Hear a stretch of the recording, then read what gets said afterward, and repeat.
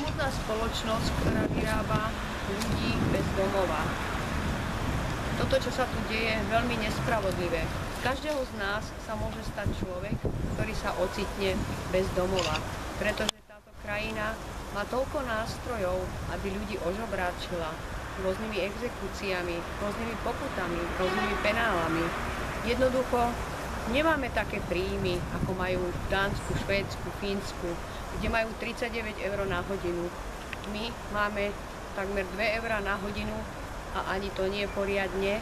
A preto tí ľudia nemajú také príjmy, aby mohli platiť také neúnosné náklady spojené s existenciou.